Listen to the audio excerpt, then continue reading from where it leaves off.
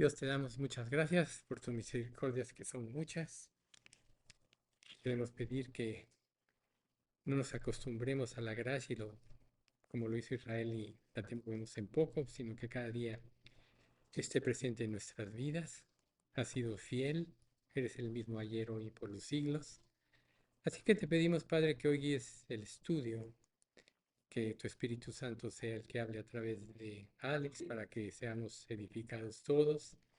Y que tú, Señor, saques de lo profundo de nuestro corazón todas aquellas cosas que pueden estorbarnos a una verdadera consagración. Te damos gracias por tus respuestas de oración. En nombre de Cristo Jesús te lo pedimos. Amén. Buenos días a todos. Muchísimas gracias por darnos la oportunidad de estar aquí. Es para nosotros el poder agradecerle a nuestro Creador, a nuestro amado Salvador, el milagro que nos permite volvernos a reunificar como familia. Saber que esto nace no del corazón del hombre, no a través de una política gubernamental o algún programa de asistencia social, sino este es el mismo corazón eterno del Padre. Dios creó y bendijo a la familia. Y si estamos aquí es precisamente por ese corazón del Padre que ha decidido bendecirnos. Nunca nos hubiésemos imaginado, aunque nos hubiesen platicado esta historia, de que esta historia no es un sueño, sino es una realidad. Y pues para mi esposa Cristina, para mí, para Sebastián y para Julio, es el gozo de estar con ustedes aquí con un solo objetivo, darle las gracias a nuestro Creador, darle las gracias a nuestros hermanos que tenemos en común la sangre por la cual fuimos comprados, la sangre de Jesucristo. Y quizás algunos nos hemos visto pocas veces, algunos hace muchos años, pero un día nos veremos sin interrupción, adorándole como lo hicimos ahorita en la mañana, por toda una eternidad, porque siendo malos, el Señor Jesucristo decidió morir por gente mala, muy mala como somos tú y yo, y estaremos adorándole, dándole las gracias por lo bueno que Él es. Bueno, a mí me gustaría platicarles un poquito mi parte. Este, en el momento en que se nos quitaron a los bebés, fue por un acto de corrupción y fue traumático, tanto para ellos como para nosotros, de tal manera que yo tuve un tumor canceroso a raíz de esto. Y bueno, meses después lo supe, sabía que había pasado algo en mi cuerpo por el impacto tan fuerte que había sido. Y tiempo después supe que era esto. Lo pusimos también en manos del Señor y el Señor pues sanó a través de una cirugía y radiación. Todo esto durante el proceso que tuvimos con estos chiquitos a través de jueces, magistrados, juzgados, cartas a senadores, a diputados, a todas las autoridades posibles. Y bueno, ahora nos damos cuenta que durante todo este año, 4 meses, que no entendíamos por qué Dios lo había permitido así, ahora pues lo entendemos. Realmente Dios se glorificó de una manera pues impresionante porque no entendíamos por qué la prueba tan grande y tan fuerte, por qué había tenido que ser así. Pero Dios nos empezó a mostrar que esto había sido para glorificarse a todo nivel, a nivel de DIF nacional, DIF Ciudad de México, presidencia, gobernación, etcétera, etcétera.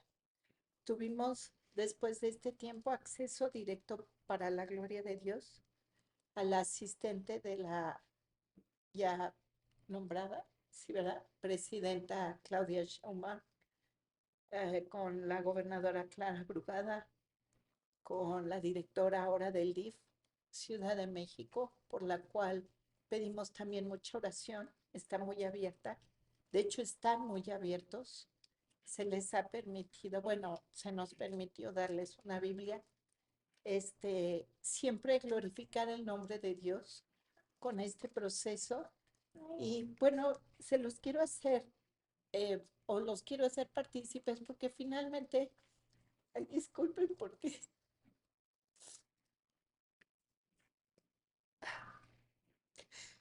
este, yo pensaba en ustedes y yo decía, el que ustedes oren por nosotros y por estos chiquitos, a veces no se ve la trascendencia. Gracias. No solo era el regresar, sino cómo regresar. O sea, de verdad, Dios glorificándose a través de todas estas autoridades. Y finalmente, por nuestro caso, fueron removidos todos los que tuvieron que ver. Se removieron directores, subdirectores, todos los que tuvieron que ver. Han estado limpiando y han estado colocando gente honesta, íntegra, realmente que están trabajando con pasión por los niños. Ahora, claro, hay mucho por qué hacer. Fueron años de esta institución aparentemente intocable, pero que Dios vino a romper con todo esto y a levantar una nueva generación que se trabajará con honestidad. Como dice mi esposo, no es tanto promover un equipo de gobierno, ni mucho menos. Más bien aquí estamos para decirles como hermanos, pues el poder que tiene la oración, de verdad, y que todavía tenemos la esperanza de que haya un cambio en esta nación, que cada vez que vemos cosas podemos clamar a un Dios vivo, a un Dios poderoso, a un Dios misericordioso y que quiere lo mejor para nosotros. Entonces sí, sí fue muy doloroso. Sí, seguimos como enfrentando estragos de toda esta situación de diferente manera, pero ya con la fortaleza que Dios está de nuestra parte, que hay todo un cuerpo de Cristo orando por nosotros y que estamos dispuestos a continuar para luchar no solo por los nuestros, sino por toda la niñez mexicana. Entonces queríamos compartirles esto para que sigamos levantándonos en oración y clamor por toda la niñez y de verdad por nuestro gobierno, para que Dios pueda seguir controlando y tomando decisiones a favor nuestro, ¿no? Entonces estamos muy agradecidos, de verdad, por sus oraciones, por su cariño. Pues yo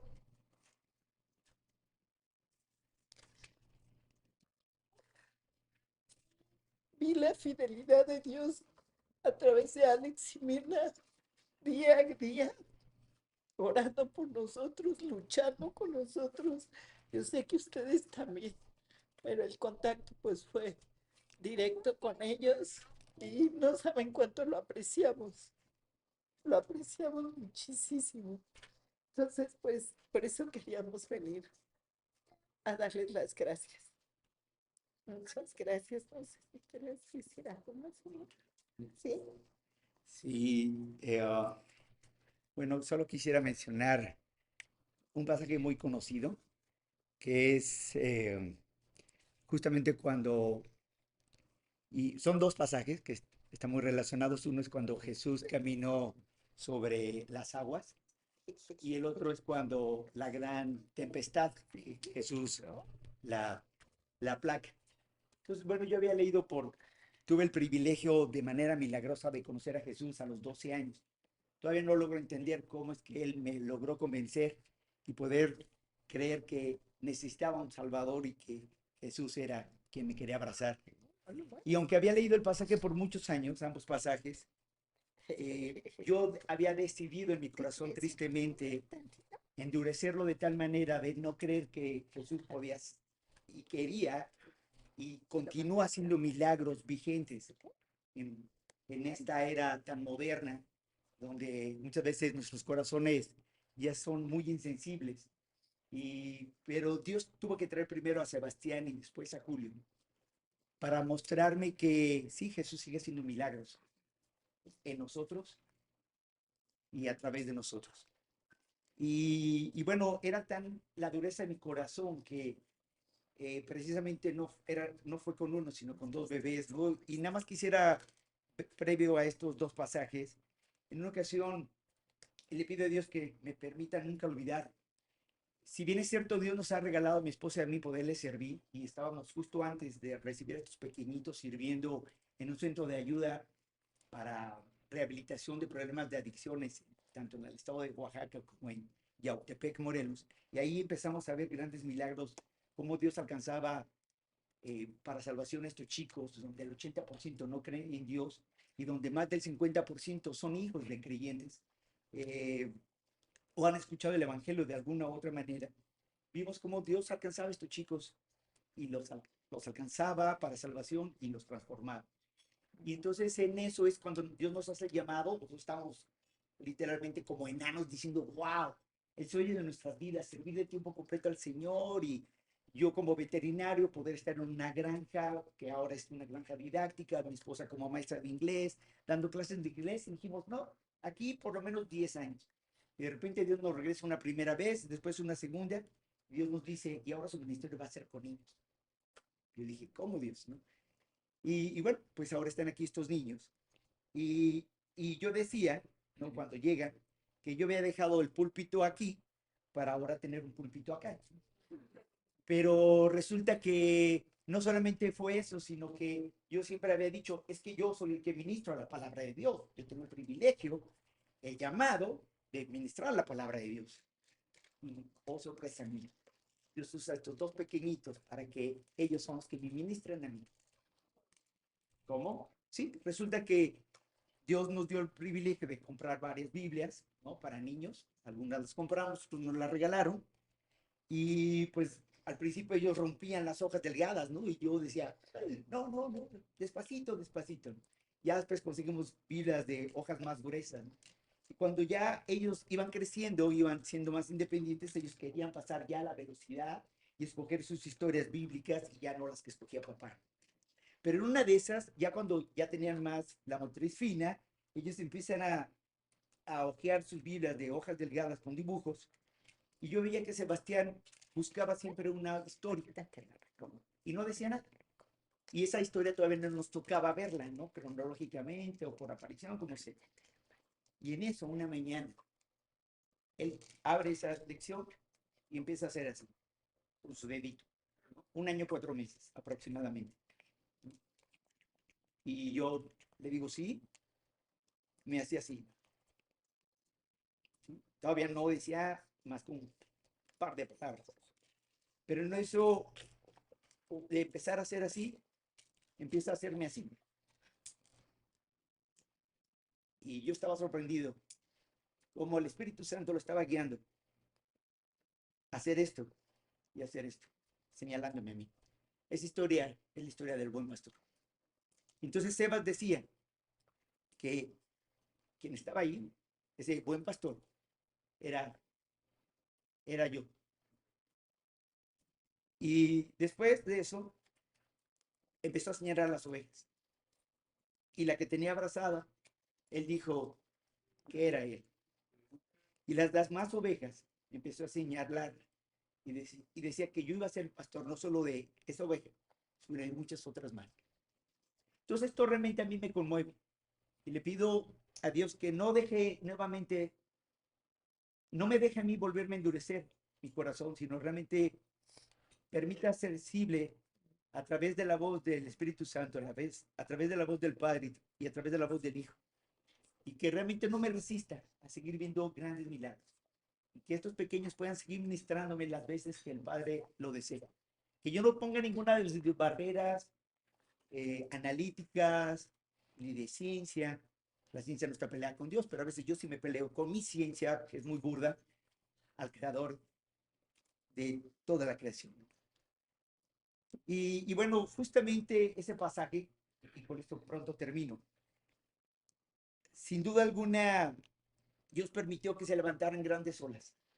Y esas olas empezaron a inundar nuestra barca. Y muchos creyentes, incluyéndome yo, pensé que ya no regresaban. Muchos creyentes nos dijeron, ya no luchen, fue nada más un proyecto temporal, pero Dios me recordaba, el llamado fue eterno. Tú te subiste a la barca no por tus habilidades de navegación, ni tus conocimientos de los vientos, ni nada. Yo te invité a mi barca. Y sí, para tus ojos, yo me encuentro dormido. Yo tengo paz. Y aunque Cristina y Daniel se veían que la barca se estaba inundando, a través de este año, 4 meses, el Señor Jesús me dijo, esa barca soy yo mismo. Y esa barca se no se hunde, ¿no? Y cuando yo deseo, yo soy soberano. Y yo tengo la autoridad para aplacar los vientos contrarios, para aplacar las grandes olas y para nuevamente que todo esté otra vez en bonanza. Entonces muchas veces quisimos aventar la toalla, la tiramos, pero había creyentes, había incrédulos, había gente que nos decía, los niños regresan. Muchas veces nos encontramos frustrados, enojados, nos equivocamos, nos confundimos, fue emocional, no fue la voz del Espíritu Santo, cualquier argumento que frecuentemente llego a tener. Y usaba alguien que nos decía, les traemos comida, les traemos una ofrenda, les traemos tal, tal, tal, y gente de muchos lados nos decían, vale la pena. El llamado no fue humano, el llamado fue del corazón del Padre, los niños regresarán. Solo cuando yo decida levantarme, yo aquí las olas.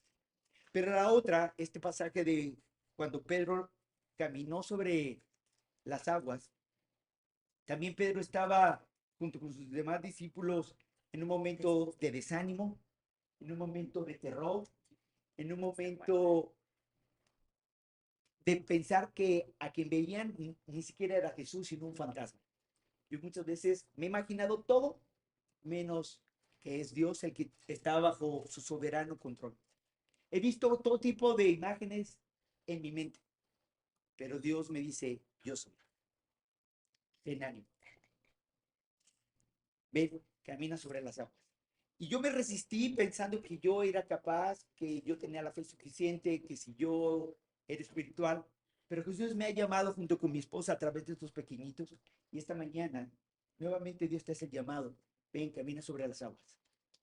Si quieres, puedes descender y empezar a caminar. No es tu habilidad, no es tu estado de ánimo, es Jesús el que te invita y nos ha invitado, aunque a veces me siento muy indigno, de caminar por fe sobre las aguas. Pero así como la barca no se hunde, pues a veces nosotros nos hundimos al caminar, pero siempre hay una mano que si clamamos, a veces me tardo no solamente minutos, sino horas o a veces días o semanas enteras en gritarle, Jesús, sálvame porque me ahogo.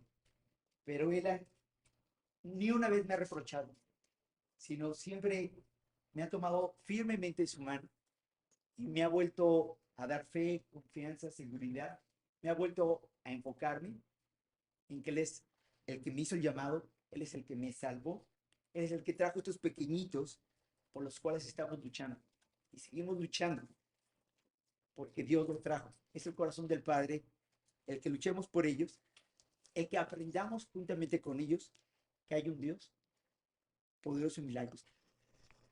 Desde hace algún tiempo yo tenía mucho interés en poder compartir esta, este, esta parte histórica, del desarrollo de Israel.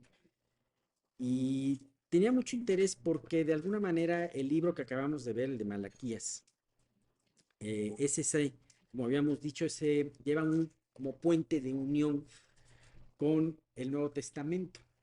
Entonces, yo sé que algunos de ustedes han escuchado acerca de este periodo y algunos otros, a lo mejor las cosas que digamos hoy para ser la primera vez que la escuchan, pero creo que es muy interesante poder comentarlo, ¿no? Ahorita que estaba tanto Cristina como Daniel dando el testimonio, dándolos las gracias, que la verdad la gloria sea para Dios, gracias a Dios. y hablando de lo que habían pasado durante todo este tiempo, cómo Dios movió las cosas. Eh, Me recuerda este año, 4 meses en donde en muchas ocasiones aparentemente no había respuesta de Dios. Y yo soy testigo con ellos de que a veces las cosas se iban complicando. Parecían, especialmente las personas que estaban en contra de regresar a los niños, parecían irremovibles, parecían eh, grandes paladines, titanes, grandes Goliaths que estaban ahí y que no podían moverse, ¿no? Muchas veces nosotros vemos así las circunstancias, ¿no? Y había este periodo en donde, aunque yo estoy seguro que, como ellos mismos lo testifican, Dios les estuvo hablando, y a través de su palabra, a través del Espíritu Santo, así también había un aparente silencio por una aparente inacción de Dios, ¿no? Digo, y soy muy cuidadoso de decirlo, aparente, ¿no? Porque realmente no hay ninguna inacción de Dios, ¿no? Entonces, cuando nosotros estudiamos las escrituras, nunca ha sido la parte principal del estudio de las escrituras el estudiar la historia, aunque las escrituras sean exactamente históricas. De hecho, muchos arqueólogos estudiosos se han basado sus estudios a través han ido a excavar y buscar las evidencias de lo que ya en la Biblia está escrito y lo han comprobado que es cierto. Sin embargo, nunca ha sido el motivo de Dios que aprendamos una clase de historia. Sin embargo, yo creo que para poder comprender bien las escrituras es muy importante también situarnos dentro de ese contexto histórico. No sé si te ha pasado a veces que alguien con un interés de saber, alguien ya sea muy joven en la fe o ya sea alguien que no conoce a Cristo aún, se ha acercado contigo y te ha hecho preguntas que nunca te las habías hecho y que no sabes ni cómo contestarle. Entonces yo creo que este tipo de situaciones es importante también o sea, cómo se produjo el Nuevo Testamento, qué fue el cambio, qué pasó en esos 400 años. En fin, creo que nos van a dar, realmente la oración es que esto arroje luz muy importante para cada uno de nosotros, en la comprensión especialmente de cómo estaba el aspecto del mundo de Israel cuando Jesús tocó la tierra, cuando Jesús vino en su primera venida. Cuando nosotros leemos la Biblia, si la leemos en orden de libros, ya sea de tapa a tapa, como dicen, o la leemos, aún si la leemos en orden cronológico, porque es otro el orden cronológico, siempre nos vamos a encontrar como el último libro de la Biblia, Malaquías. De hecho, yo una vez llevé un programa en donde leías casi al mismo tiempo Esdras, Nehemías, Esther y Malaquías, porque eran las partes de los últimos libros del Antiguo Testamento. Entonces llegas al libro de Malaquías, llevas a Malaquías 4, versículo 6, y le das vuelta y te encuentras con Mateo 1, 1. Bueno, tan solo pasar esa hoja, fueron más de 400 años en donde hubo un silencio, aparente silencio. Hubo un silencio, le llaman el silencio de Dios o el silencio de los 400 años, algunas personas le llaman así, desde Malaquías 4:6 hasta Mateo 1:1. ¿Y por qué se le dice esto? Porque en todo este tiempo no existió ni un profeta y no existió tampoco ni un libro inspirado por Dios para la comprensión de lo que iba a venir. Habíamos hablado la semana pasada que Malaquías daba el término a un tiempo de aproximadamente 1000 años en donde continuamente se estuvo escribiendo la palabra de Dios. Desde la época de Moisés y el Pentateuco, la época de los jueces, de los reyes, la época de los profetas. Y durante todo ese tiempo, desde Génesis hasta Malaquías, se habló, se habló de muchas cosas y especialmente se fue pintando y se fue dibujando poco a poco un retrato de lo que iba a venir en un futuro y especialmente un retrato de cómo sería el Mesías. Si tú, al estudiar toda la palabra, empiezas a encontrar referencias muy importantes de qué tribu iba a venir, qué fenómenos iban a ocurrir cuando su venida, eh, de alguna manera, en qué lugar, de qué lugar iba a nacer, en qué lugar iba a empezar su ministerio, cómo iba a morir.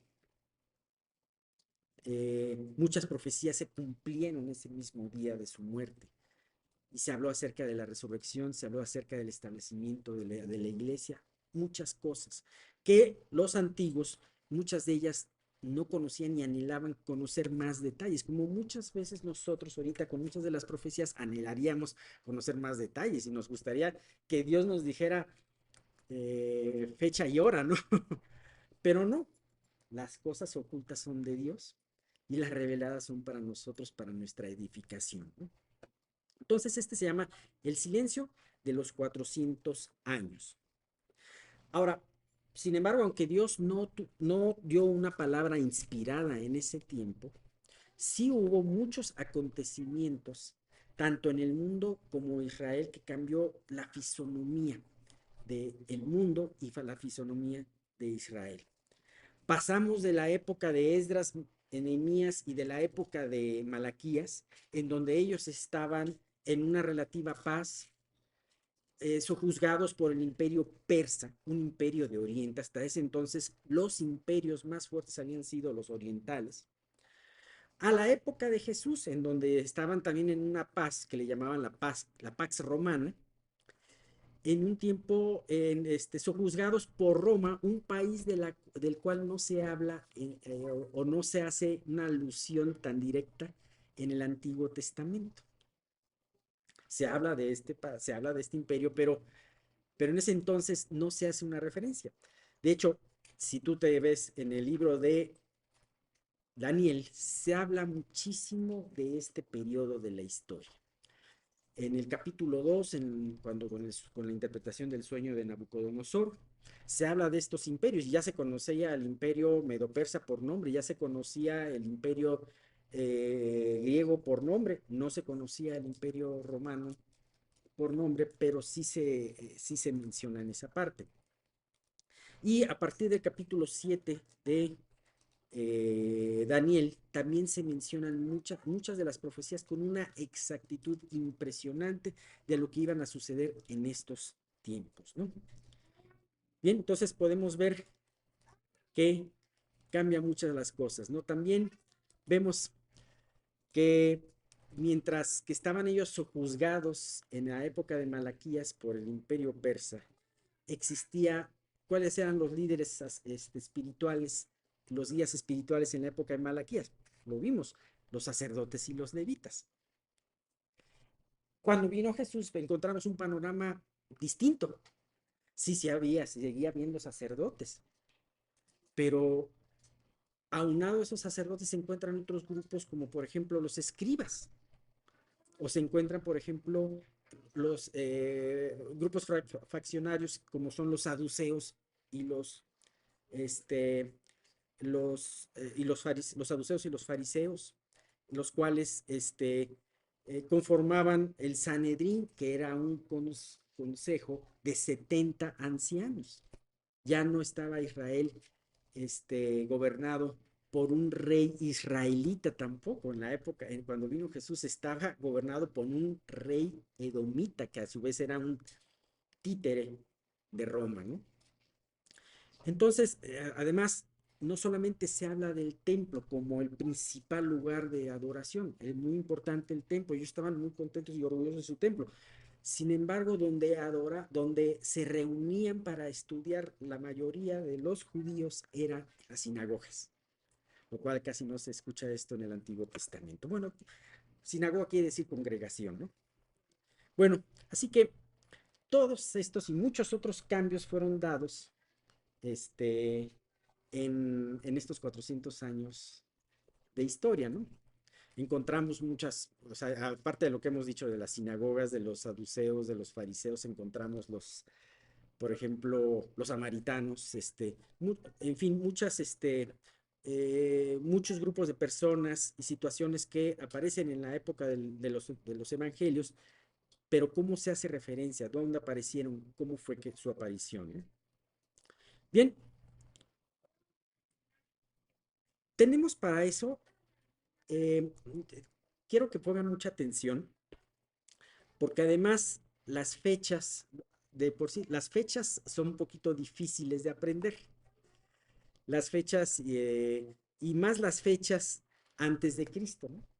Luego son medio confusas, ¿no? Oye, ¿cómo que pasó primero el año 539 y después fue el año 336, ¿no? Lo que pasa es que se mide restando, como todos ustedes saben, ¿no? Entonces tenemos, en base a eso, 4 periodos muy importantes y definidos en este periodo intertestamentario. Tenemos lo que es el periodo persa, el periodo helenístico o griego, el periodo macabeo o asmoneo y por último el periodo romano. Entonces esos son los 4 periodos que vamos a hablar.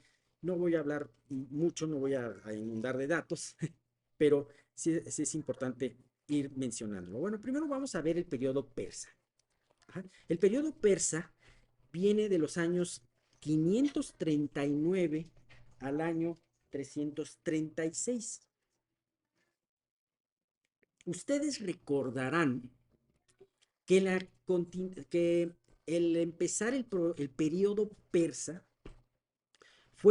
marcó el final del periodo babilónico y también marcó el final del cautiverio de Israel por los babilónicos.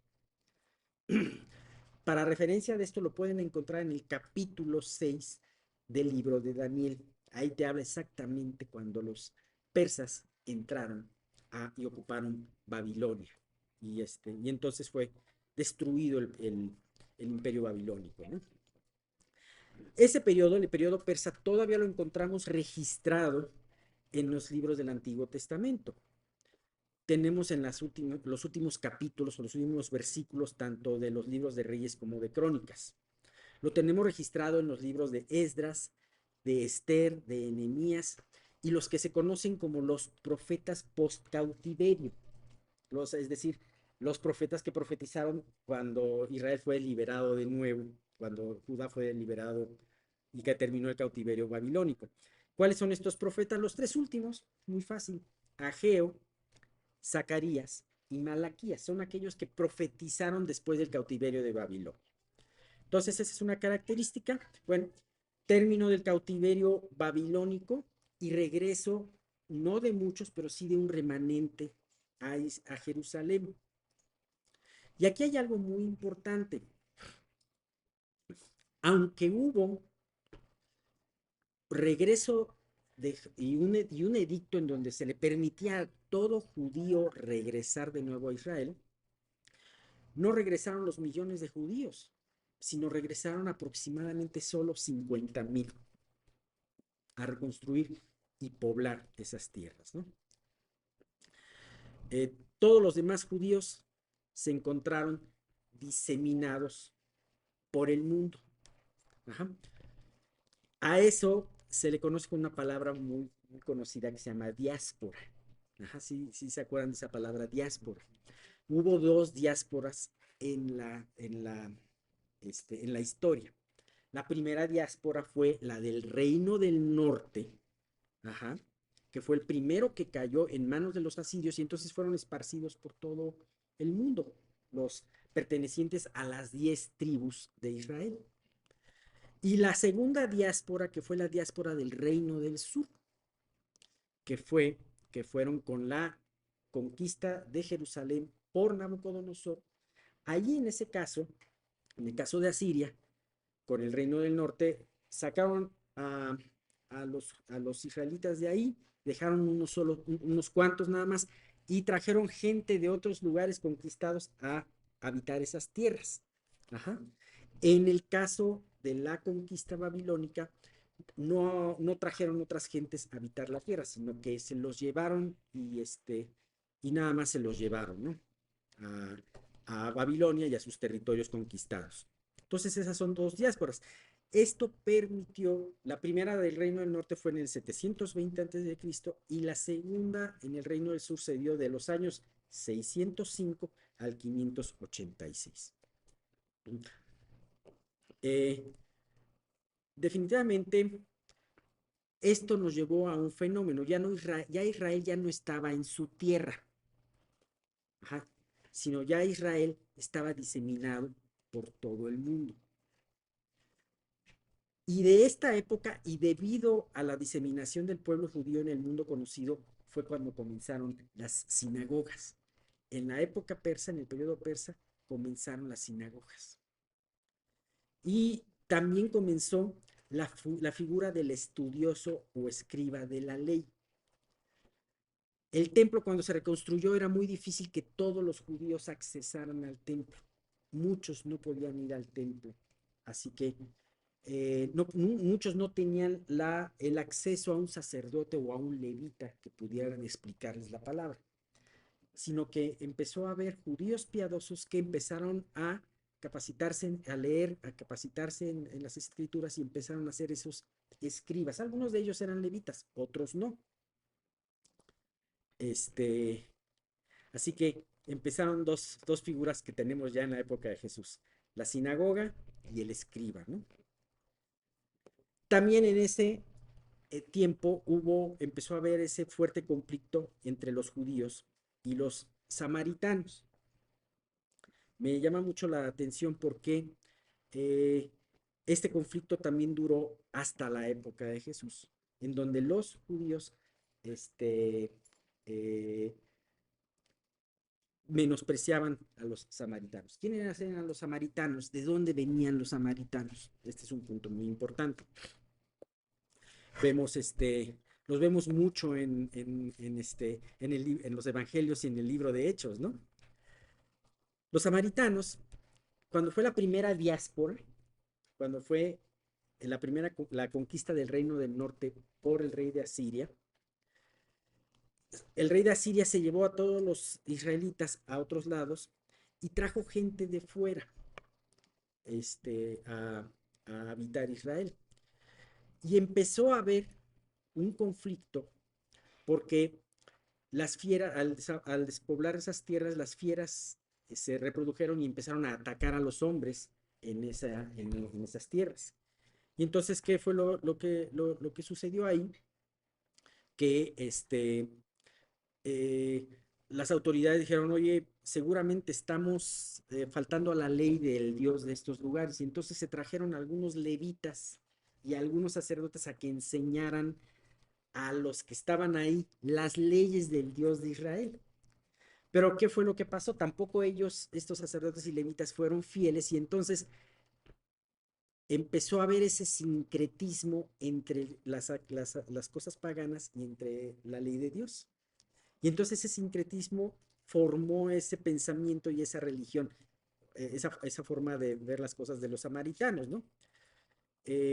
Dice en Segunda de Reyes 17:33, hablando de esta situación, temían a Jehová, pero también honraban a sus dioses, según la costumbre de las naciones donde habían sido trasladados. Y ni servían a Dios y ni servían a su palabra, porque también hacían combinaban esas dos cosas, ¿no? Podemos ver que estos samaritanos, hasta el tiempo de Jesús, sí guardaban los libros de Moisés, sí creían, el resto de la Biblia no. Guardaban algunas fiestas e inclusive ellos, en contraposición del templo de Jerusalén, construyeron un templo, su propio templo, en el monte Gerizim. Ajá. Le sonará mucho el monte Gerizim, porque el monte Gerizim es aquel monte del que nos habla tanto Deuteronomio como Josué, en donde se leyeron las bendiciones de obedecer la ley de Dios, ¿no? Entonces, ellos adoptaron este monte Gerizim que quedaba al norte para poder ver todo esto, ¿no? Y vemos también en el libro de Nehemías cómo empezó a haber este conflicto entre samaritanos y entre judíos. Dice Nehemías 4, 1 al 2, dice, cuando oyó Sanbalat que nosotros edificábamos el muro, se enojó y se enfureció en gran manera e hizo escarnio de los judíos. Y habló delante de sus hermanos y del ejército de Samaria, y dijo, ¿qué hacen estos débiles judíos? ¿Se les permitirá volver a ofrecer sus sacrificios? ¿Acabarán en un día? ¿Resucitarán de los montones del polvo las piedras que fueron quemadas? Así que estas personas que de samaritanos que vienen de Samaria ya tenían conflicto con los judíos que estaban reconstruyendo el templo en época de Nehemías, ¿no? Entonces, bueno, finalmente, después de Malaquías, los persas duraron aproximadamente 130 años y terminó el periodo eh, persa y empezó el segundo periodo, que es el periodo griego o helenístico. Este periodo viene del 336 al 165, ya nos vamos acercando poco más al tiempo de Cristo, ¿no?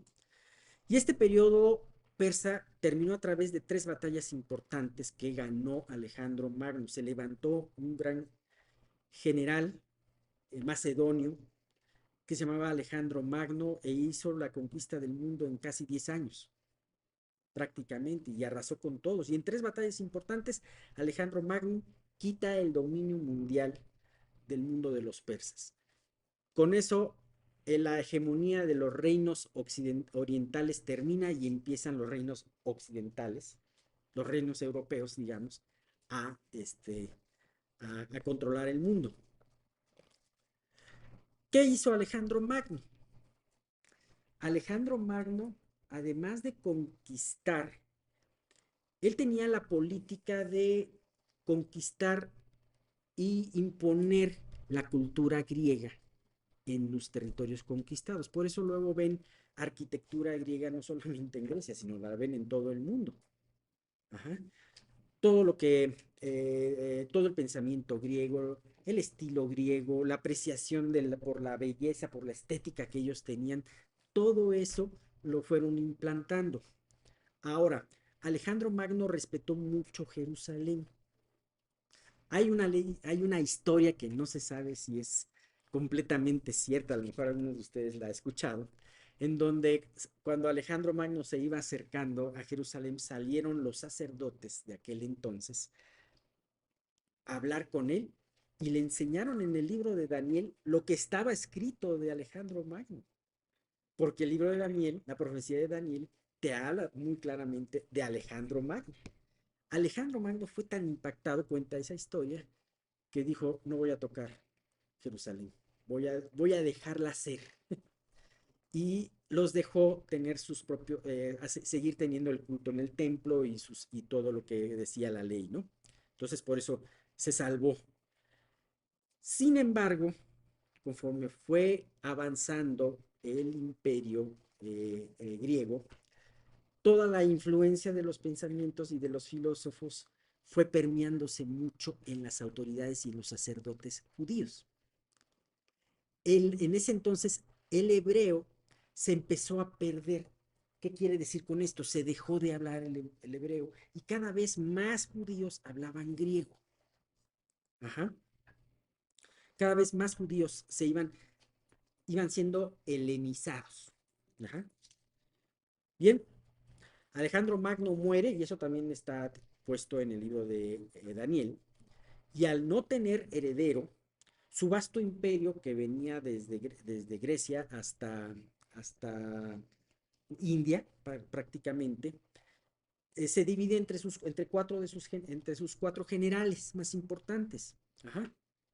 De los cuales solamente 2 son muy importantes para la historia de la Biblia, que tienen interacción con Jerusalén.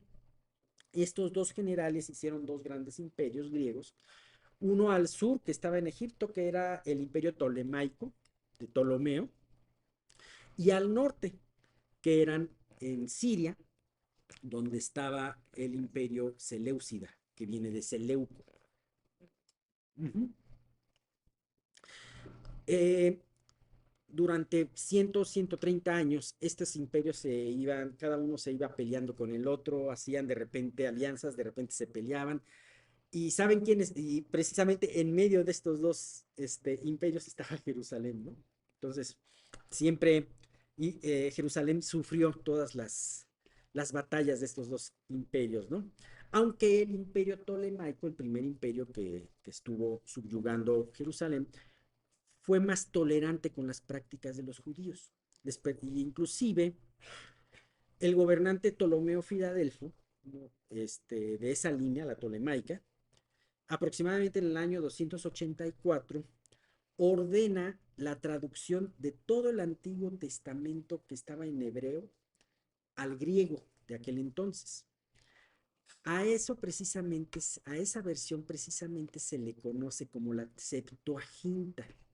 Hace algunos estudios, alguien hizo un comentario y preguntó qué era la Septuaginta, pero bueno, ahorita no está quien lo preguntó, pero, pero precisamente de ahí nace esa versión, que ha sido una versión muy importante, es una Septuaginta o versión de los 70 sabios.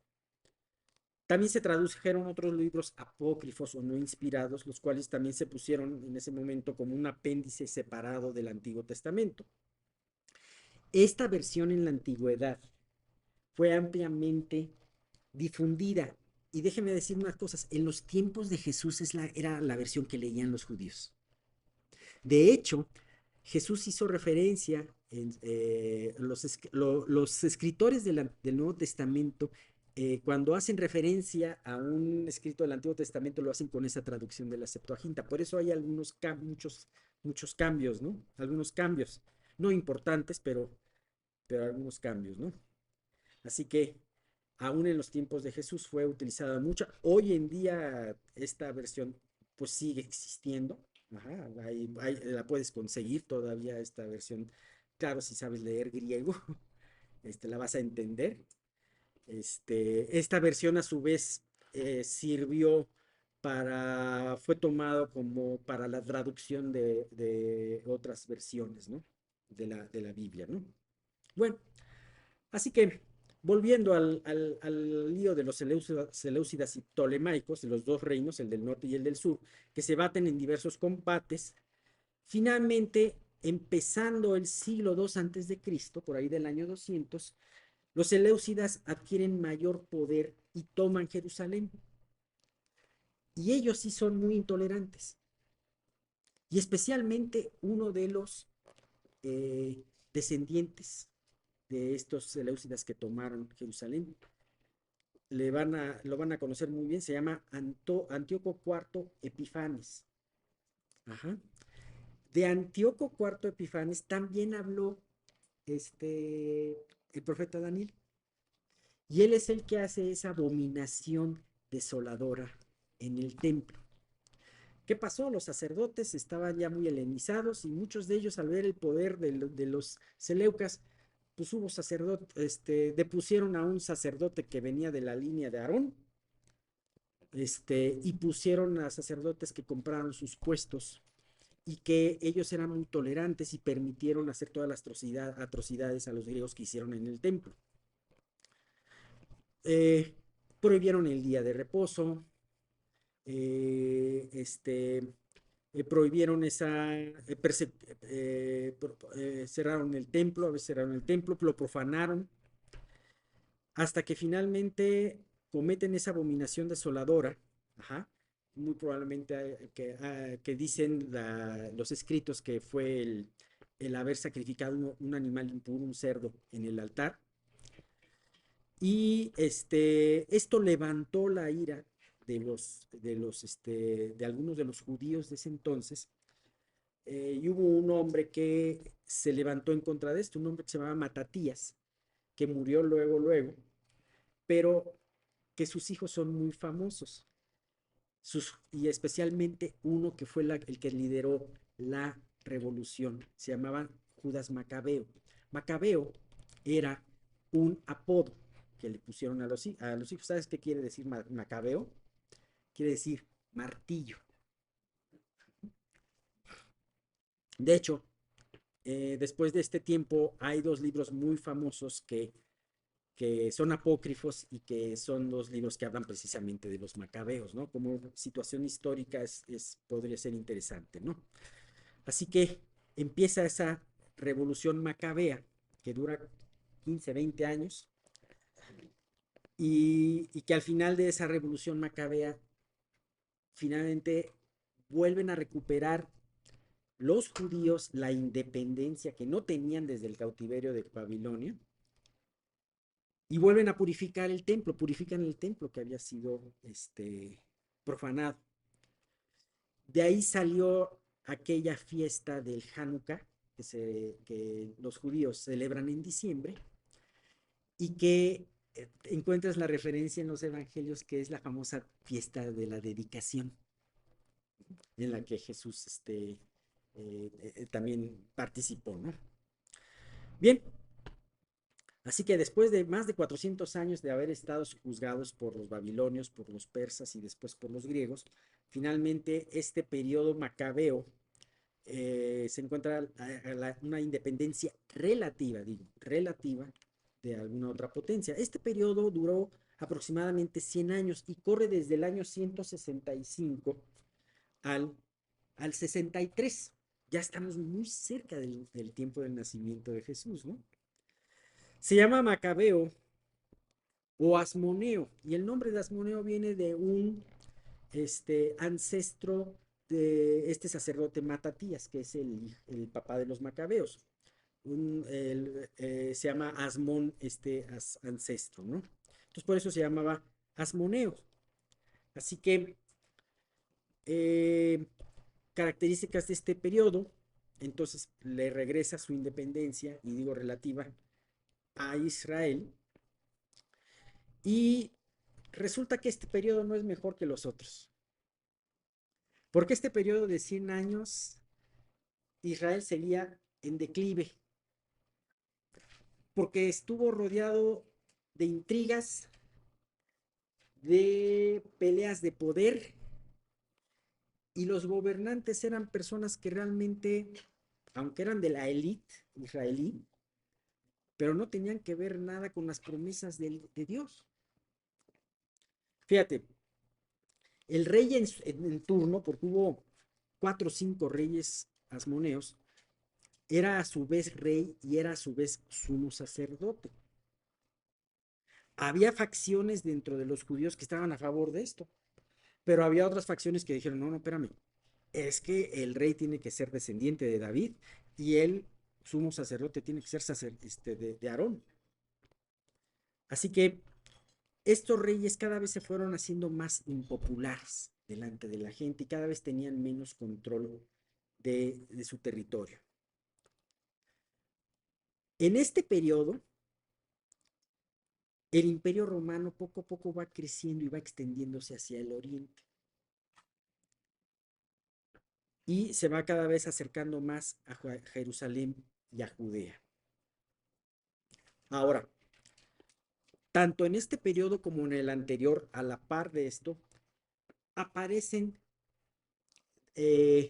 ciertas, debido a esta helenización del gobierno judío y también de los sacerdotes judíos, empiezan a aparecer varias facciones de entre los judíos que no irreconciliables en unos y otros, ¿no? Tenemos por una parte los saduceos. O sea, vamos a hablar de las 3 principales facciones: los saduceos, los fariseos y los esenios. Los saduceos, que son muy nombrados en el Nuevo Testamento, en los Evangelios, estaban con la clase sacerdotal. Su ministerio o su trabajo se concentraba principalmente en Jerusalén y en el templo. Apoyaban al gobierno, generalmente apoyaban al gobierno y estaban de acuerdo con, pues con todas sus modificaciones y con toda la influencia griega que tenían ellos, ¿no? Ellos solamente consideraban como escritos inspirados por Dios el Pentateuco, los primeros 5 libros de Moisés. Y eran más ateos e incrédulos que creyentes, o que creyentes en Dios. Ellos no creían ni en la resurrección, no creían en el espíritus, en el espíritu, no en la vida espiritual, y no creían en la vida después de la vida. En estas épocas nace otra facción muy conocida, los fariseos, que quiere decir también que son los apartados para Dios. Estos fariseos nacen como una protesta a toda esta helenización y se opusieron en un principio a toda esa contaminación griega, y que también se opusieron a que el sacerdote, la misma persona fuera sacerdote y fuera rey. Generalmente, mientras que los saduceos estaban con la clase alta, los fariseos estaban con el pueblo, eran más queridos por el pueblo.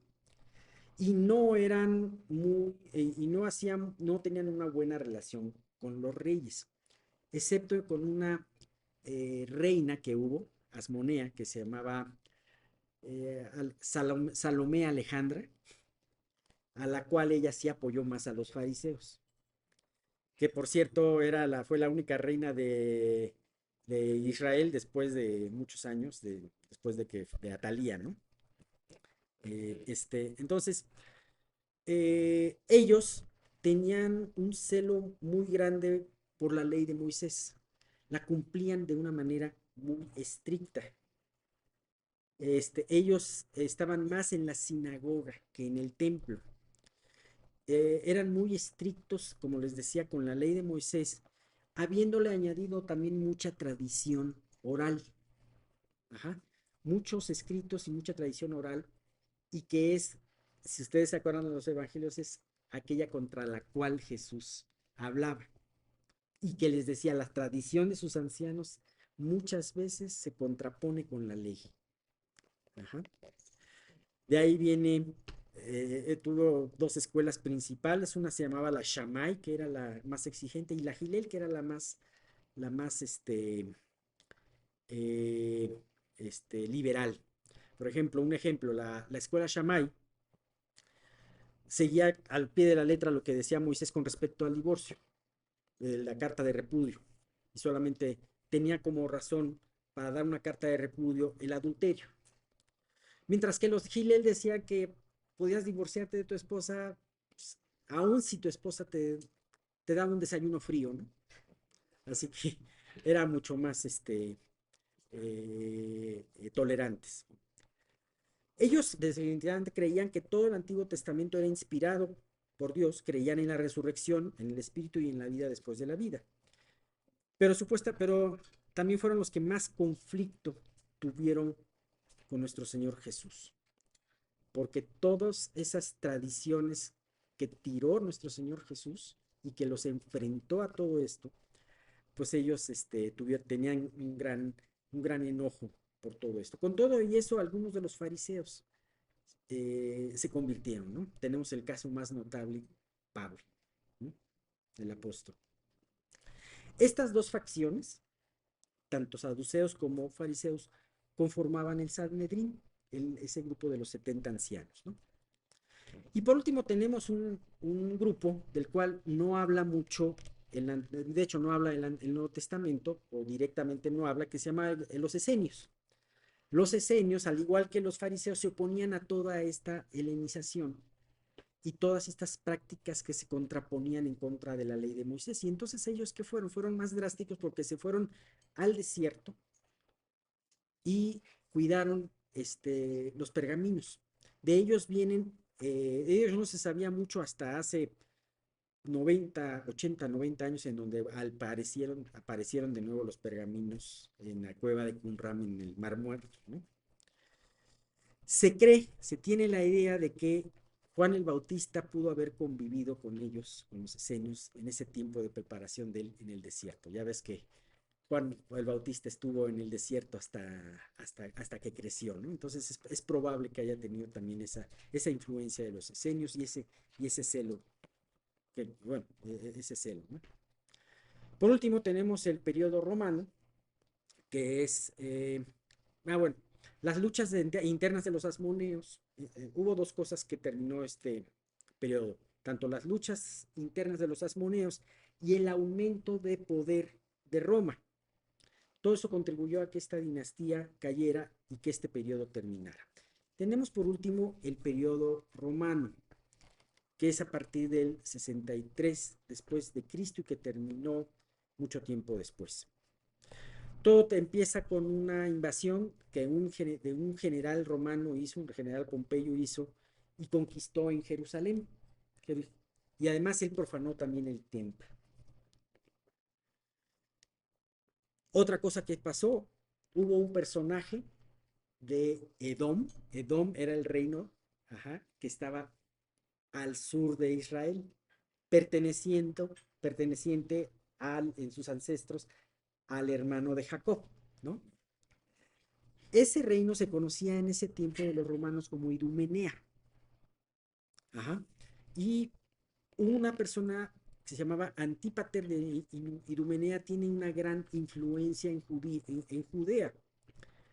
Y finalmente su hijo, un personaje es muy conocido, Herodes, apoyado por los romanos, llega a ser rey de Israel en el 37 antes de Cristo, conocido como Herodes el Grande.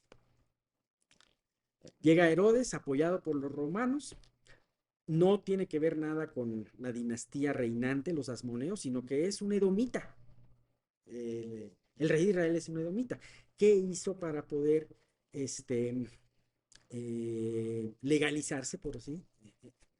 Se casó con una princesa asmonea que se llamaba Marianne I, pero luego la terminó matando. Tenía también un consejero que era de la línea de los asmoneos que se llamaba Juan Hircano II, también por su paranoia de poder lo termina matando, ¿no?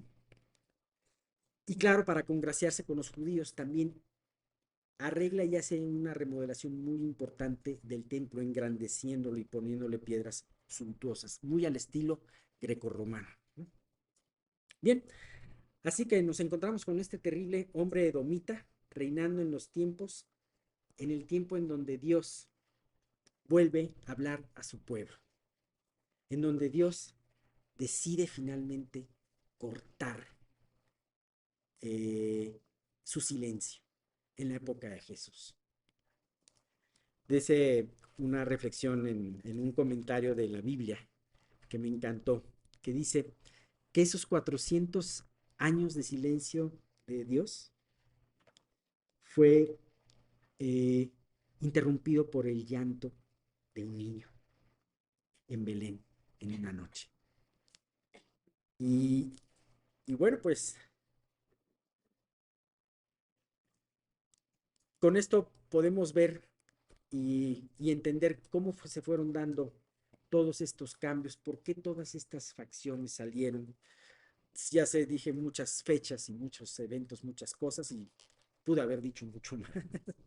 pero, pero la verdad es que, ¿qué, ¿qué podríamos sacar de este silencio de 400 años? ¿Por qué Dios calla estos 400 años?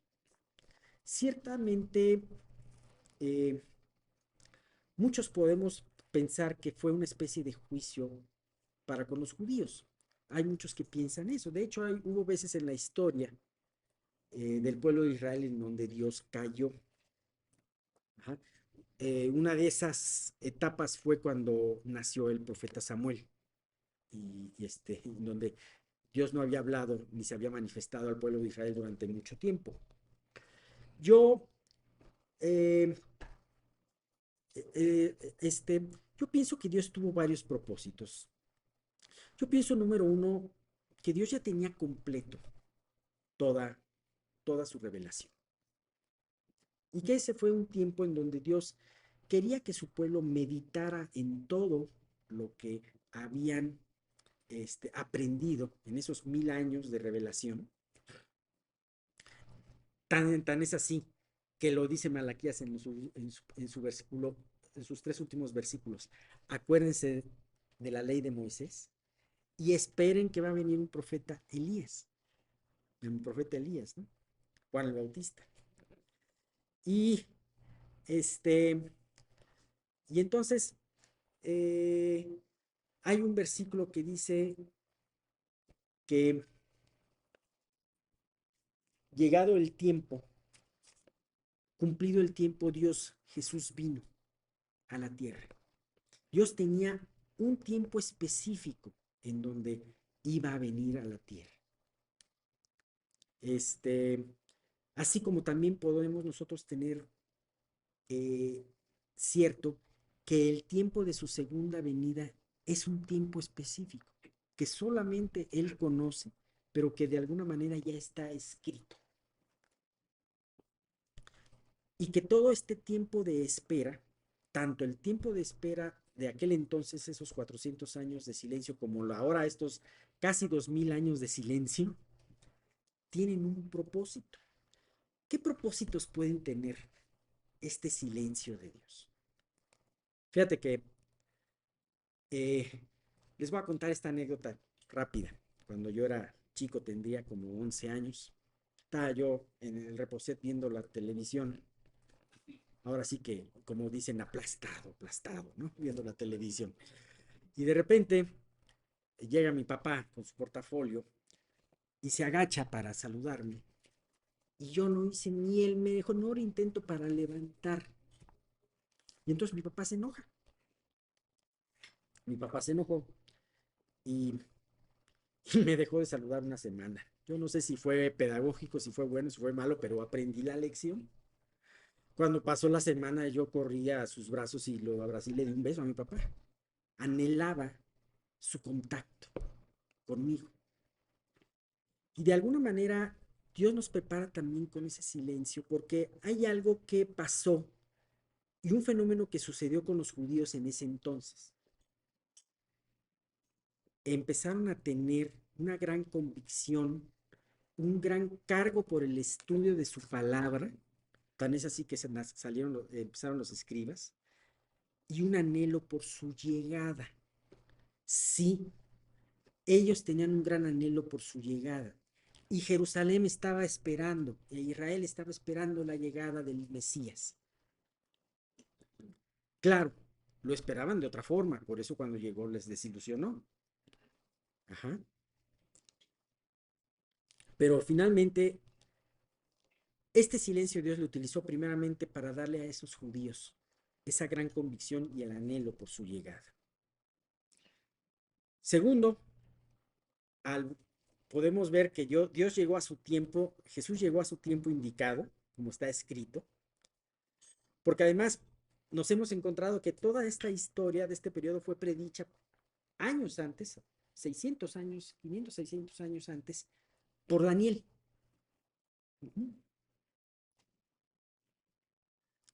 Hay otro punto muy interesante.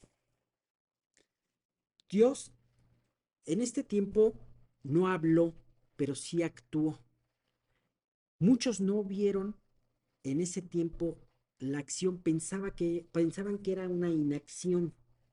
Sin embargo, Dios se estuvo moviendo y ahora que nosotros podemos analizar todo este tiempo, podemos ver que Dios se movió preparando la venida de Jesús y preparando también la difusión de su palabra a través de las diásporas judías. Dios no solamente concentró a su pueblo en una parte, en un principio, cuando estaba el reino de Israel en su tierra, ellos debían de ser un testimonio y todos los demás que pasaban por ahí debían de conocer a ese Dios de Israel, porque además el lugar donde está Israel era cruce de muchas comunicaciones y rutas. Bueno, aquí era, ok, Dios utilizó un juicio para expandir a los judíos y expandir la palabra a través de todo el mundo. Entonces, Dios actuó en este mundo expandiendo su palabra a través de la diáspora judía, pero también traduciendo el Antiguo Testamento en el griego, un idioma que todo el mundo empezaba a hablar, como si fuera hoy el inglés. Y también poniendo sitios de reunión y sinagogas en las diferentes partes de todo el reino. Había sinagogas en Roma, como también podía haberla cerca de India. En toda parte había estos lugares. Y las sinagogas, pues, las sinagogas era un lugar de reunión de judíos, pero podían llegar extraños también, extraños que se convirtieran al judaísmo. De hecho, a esos extraños que se convertían, extranjeros que se convertían al judaísmo, se les llamaba prosélitos. Y en la sinagoga había esos prosélitos. Y en todo ese tiempo Dios preparó al mundo para una rápida difusión del Evangelio, dando un idioma común, que era el griego, como lo estaba diciendo, pero también a través de los caminos romanos. Roma, cuando empezó a expandir toda su imperio, empezó a trazar sus caminos. De ahí viene el dicho, bueno, todos los caminos conducen a Roma, ¿no? Y pues yo creo que sí, ese dicho tiene mucho de verdad. Y eso llevó a que en tiempos posteriores, en el tiempo de los apóstoles, en el tiempo de las primeras iglesias, pudiese esparcirse rápidamente el Evangelio. Así que todas estas situaciones, y muchas de ellas aparentemente eran juicios y cosas terribles, esas conquistas, esos gobiernos tiranos, ninguna de esas cosas se le fue de las manos a Dios, sino por el contrario, vemos cómo fue todo actuando para gloria de Él y para difusión de su palabra. Estábamos escuchando el testimonio de Daniel y de Cristina y cómo, pues, aún todos esos obstáculos que pusieron autoridades corruptas han servido para que Dios se glorifique. E igualmente, Dios glorificó su palabra, la dio a entender a través de todos estos fenómenos. Ajá. Que muchas veces el hombre toma decisiones y ni siquiera tiene idea de todas las consecuencias que hace. Ese emperador que dijo que todos fueran al censo y que movió a todo el mundo entero, nunca se imaginó que estaba cumpliendo una profecía que tenía más de 700 años. Así también, el día de hoy tenemos un periodo de silencio de Dios de aproximadamente 2000 años. Y podemos ver en todo este periodo que, aunque haya cosas y eventos de la historia que hoy por hoy no entendamos, pero podemos tener por cierto que Dios no solamente se le va de las manos, no se le va de las manos, sino que los va a usar para su gloria. Y que en todo lo que Dios ha conformado ahora el mundo, lo va a estar conformando para ese momento de su gloriosa segunda venida. Qué impresionante es el Señor. Nosotros, como estos hombres que estuvieron en este templo, en este tiempo de 400 años, no vemos muchas cosas. Nosotros muchas veces queremos apostar y queremos decir, sí, sí, eh, muchas cosas, podemos decir muchas cosas y muchas cosas no se cumplen. Muchas cosas no las entendemos. Muchas cosas Dios nos las ha revelado. Pero lo que tenemos que tener, por cierto, es que Dios sigue trabajando, sigue actuando y está preparando esa segunda venida. Ahora, muchos de los judíos de los 400 años esperaban con anhelo al Señor y pasaban ese tiempo también profundizando en su palabra, queriendo aprender más de Él. ¿Cómo utilizas tú el tiempo? ¿Anhelas su venida? ¿Ya quisieras que viniera el Señor? Ahora, ¿por qué quieres que venga el Señor? ¿Para que ya deje uno de sufrir o de escuchar malas noticias? Pues eso puede ser algo válido, pero lo mejor, lo más importante es porque quiero verlo, porque quiero abrazarlo. ¿Esperas con anhelo al Señor? ¿O ya te helenizaste mucho?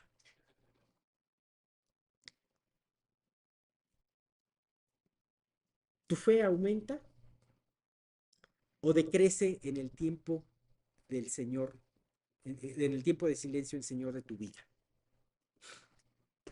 Tenemos dos ejemplos que ya comentamos en Navidad en una ocasión, el de Simeón y de Ana. Los dos ancianos que durante toda su vida estaban esperando al Señor Jesús. Uno de ellos le había sido declarado por el Espíritu Santo que iba a ver, que iba a morir hasta que viera al Señor Jesús, al Mesías. Y la otra, una mujer que esperaba al Señor, que todos los días hablaba de esa esperanza y que no se apartaba del templo. Y un día Dios se los concedió. Quizás el día menos pensado. Quizás ese día se levantaron, se vistieron como siempre y a hacer sus rutinas. Nada más que a Simeón de repente escuchó esa voz que le dijo, Simeón, es muy importante que vayas hoy al templo. A lo mejor esa promesa se le hizo a Simeón, si Simeón tuviera unos 80 años, a lo mejor a Simeón se le hizo cuando tenía 20 años o cuando tenía 40. No lo sabemos cuánto tiempo esperó por esa promesa. Pero él estaba listo para escuchar la voz del Espíritu cuando le dijo, acércate ahora al templo. Se acercó y pudo tomar en sus brazos a su Redentor. Qué maravilloso, ¿no? Qué maravilloso. No te desalientes por una aparente, por una aparente inacción de Dios, la cual no existe. Dios está actuando. Está actuando en nuestras familias. Muchas veces nos podemos cansar con nuestras oraciones. Decimos que no se convierte. Es que no veo algún resultado. Pero así como Dios preparó esa palabra con la diáspora, con las sinagogas, con las carreteras, con la Septuaginta, con el idioma griego, así también Dios está preparando la respuesta y está preparando el corazón de su iglesia para su venida. ¿Vamos a esperarlo con anhelo? ¿O vamos a distraernos? Así que es muy importante. Creo que este es el punto por el cual Dios quiere que meditemos en este tiempo de silencio. Bien, pues eso es todo. Pues vamos a continuar con los himnos. Bueno, primero que nada quiero darles gracias a Dios por todas sus oraciones. Y una de las cosas que Dios hizo en este tiempo fue enseñarme a tener más intimidad con Él. Eso fue lo más importante de mi prueba. Y respecto de la oración, aprendí algo. La oración, por más bonito que pienses que oras y dices, no consiste en una situación repetitiva o de pedirle a Dios conforme a nuestra voluntad, sino la oración, como dice Santiago, la oración eficaz del justo puede mucho, consiste en usar la palabra de Dios dentro de la oración. Recuerden, la fe es por el oír y el oír por su palabra. Pero además de esto, a través de su palabra, de profundizar en ella, tienes que buscar el rostro de Dios. A veces vemos la Biblia como una mera situación informativa, pero en realidad tenemos que buscar el rostro de Dios, anhelar que Él nos hable. Y otro factor muy importante es la obediencia a lo que Él nos muestra.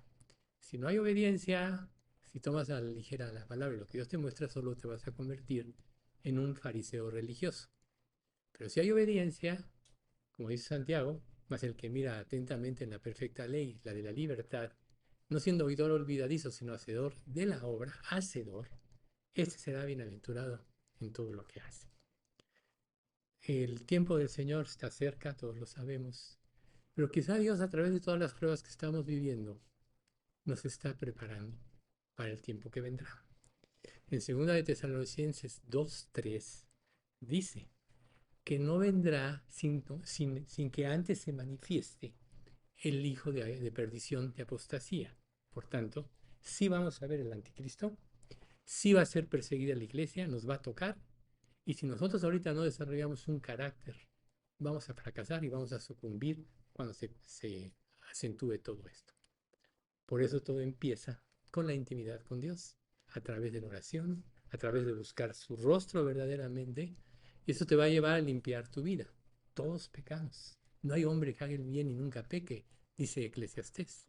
Por tanto, la limpieza, así como cuando lees Números y ves todas las órdenes que Dios dio, él exigía de sus sacerdotes santidad. Y no la tenían.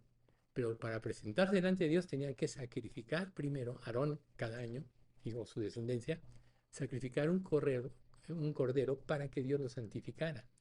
Si tú no te presentas delante de Dios de esta manera y lo tomas a la ligera, te vas a mantener en la superficie y no vas a poder crecer en la fe. Entonces, yo sé que todos estamos viviendo aquí pruebas de diferentes formas. Dios está presente entre nosotros, pero quiere santidad y quiere una vida íntima con Él. Ya yo tenía preparado un estudio que yo después les voy a dar, no esta semana que entra, sino a la otra, y se llama De la idolatría. Pero lo más importante, vamos a entender muchas cosas que nos pasan a todos, pero lo más importante ahorita es verdaderamente buscar el reino de Dios y pedírselo, porque no lo podemos hacer, pedírselo, ¿sí? Cuando Alex hablaba del periodo helenista, que cada quien prácticamente pues empezó a adorar a su manera, había tantos dioses que adoraban que, que nosotros podemos tener muchos estorbos, pero tenemos que, sobre todo, buscar el rostro de Dios. Me buscaréis y me hallaréis, porque me buscaréis de todo vuestro corazón. Entonces, ¿cómo está tu corazón para ir con Dios? A mí me enseñó todo esto y le doy gracias a Dios. Todo.